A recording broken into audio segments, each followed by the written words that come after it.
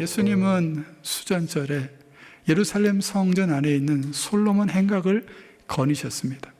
그때 거기 있던 유대 무리들이 또 예수님 주변을 우르르 에워쌉니다. 그리고 다그치 하는 질문이 한 가지 있었습니다. 당신이 그리스도라면 밝히 말하라는 겁니다. 그런데 이 다그쳐 묻는 질문이 정말 예수 그분이 누구인지를 알고 싶어서 던진 질문이었다면 얼마나 좋았겠어요. 근데 그게 아니잖아요. 주님 뭐라고 대답하시죠? 나는 이미 내가 누구인지, 내가 그리스도라고 하는 것을 다 말했다는 겁니다. 그리고 내가 행하는 일들로도 내가 그리스도라는 걸 다 드러냈다는 거죠. 어떻게 말씀하시고 어떻게 드러냈는지 우리가 지난주에 다 살폈죠. 근데 그럼에도 불구하고 너희들이 나를 그리스도로 믿지 않는 것은 내 양이 아니기 때문인 것이지. 내 양은 내 음성을 듣고 나도 그를 알고 그들은 나를 따르는데, 주님 그렇게 말씀하셨어요. 솔로몬 행각에서 주님이 유대 무리들에게 증거하시는 이 말씀, 그 상황 제자들도 다 지켜보고 있었습니다. 제자들은 생각했을 거예요. 아이고 예수님 왜 저렇게 위험을 무릅쓰는 말씀을 하실까?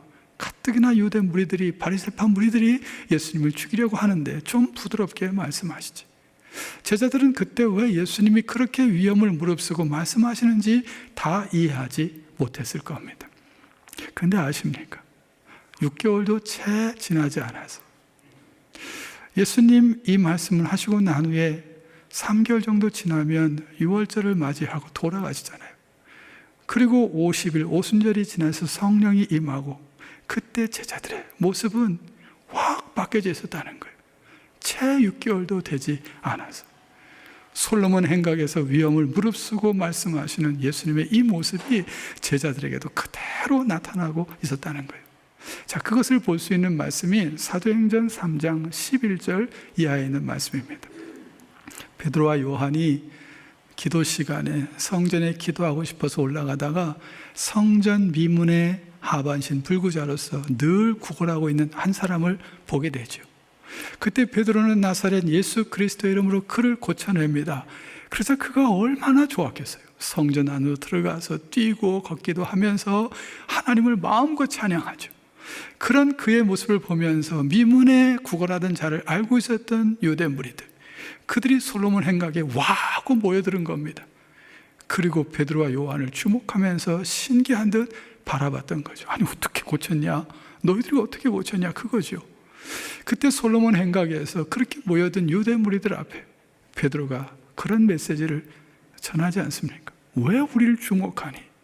왜 우리가 고친 것처럼 왜 우리를 그렇게 쳐다보냐? 그게 아니야. 너희들 알지? 의로운 자, 거룩한 자, 하나님 보내신 그 예수를 너희들이 죽였잖아. 근데 하나님은 그분을 다시 살리셨어.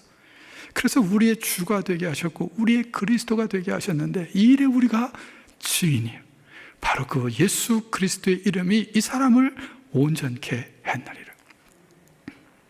근데 그때 솔로몬 행각에서 그 무리들을 향하여 외쳤던 베드로의 이 메시지는 위험천만한 메시지였습니다.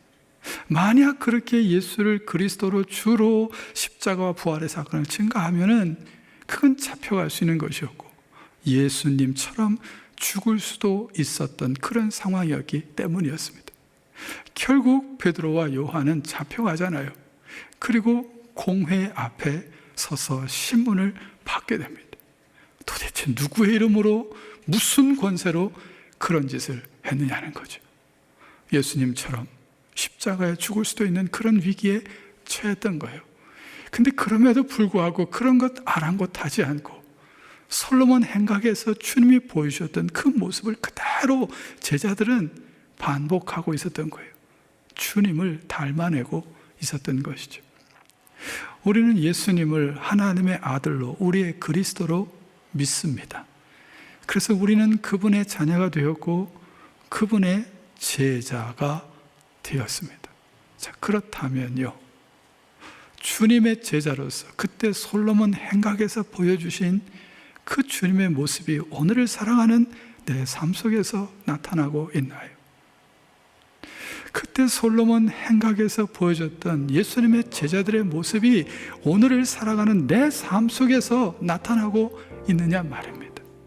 삶이 어떻든지, 상황과 환경이 어떻든지 입으로 증거할 수 없다면 그분의 말씀을 삶으로 살아내면서 사람들이 내 삶을 볼 때 예수 그분이 그리스도라고 하는 것을 증거하는 삶의 흔적이 내게 있어야 되잖아요.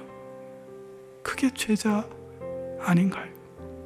그게 주님을 닮아낸 삶 아닌가요?